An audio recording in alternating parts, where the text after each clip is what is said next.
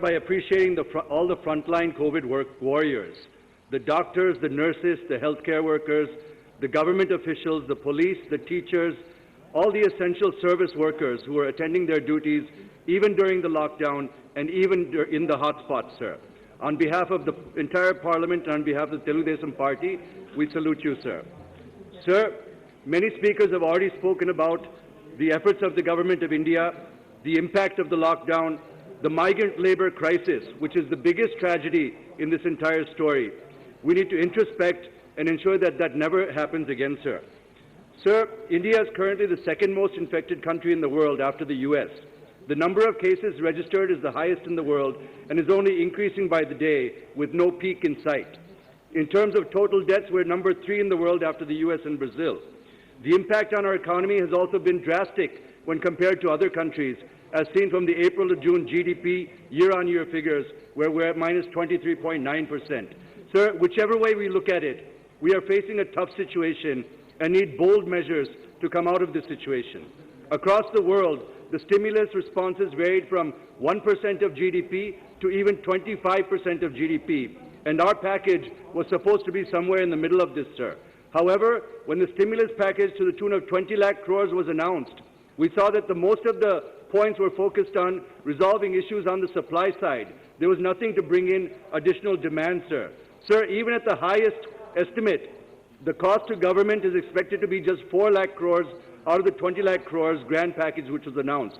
That is less than 2% of GDP and not 10% as was widely publicized by the government. There was no benefit to industry and to larger corporates, sir. Sir, the stimulus package should be focused not only on reviving now the industry and the people are looking for a second stimulus package, sir, which would focus more on the demand side.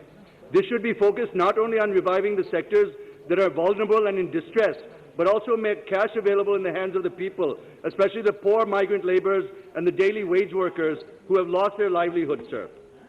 Sir, we are all facing the same, sir, just give me 2 minutes, sir, I'll complete. No, 2 minutes, 1 minute. please, sir. Only 1 minute. We're all facing the same storm, but we're not sailing in the same boat. While some sectors have prospered during these pandemic times, others such as construction, travel, retail, restaurants, weavers, SMEs across all verticals have suffered the most, sir. Sir, the package needs to be focused on providing financial support to those industries which see the largest job loss. Sir, our request that I would like to make here is that the insurance cover for our COVID warriors, now I'll conclude after this, sir, give me just 1 minute. Yes. Our request that I would like to make here is that the insurance cover for our COVID warriors is going to expire at the end of this month. As many scientists, epidemiologists, and doctors have been saying that the virus is going to stay for 1 or 2 more years, I request that the insurance scheme for our COVID warriors be extended for at least 1 more year, sir. Now, finally, I come to my state of Andhra Pradesh, sir. On 1st June 2020, when the unlock was announced, Andhra Pradesh had only 3,600 confirmed cases in the state. After 3.5 months, if you look at the number of confirmed cases, it has crossed 6 lakhs and is the second most infected state in the country. Why are we in this situation, sir? It is because of the negligent behavior of the state government, which has underplayed the severity of the pandemic. Sir, following the behavior of their leader, the ruling party ministers, MPs and MLAs have called for huge rallies even during the lockdown period. By violating the lockdown norms and ignoring the guidelines during... Please conclude. Sir. Yes. Please conclude. Yeah.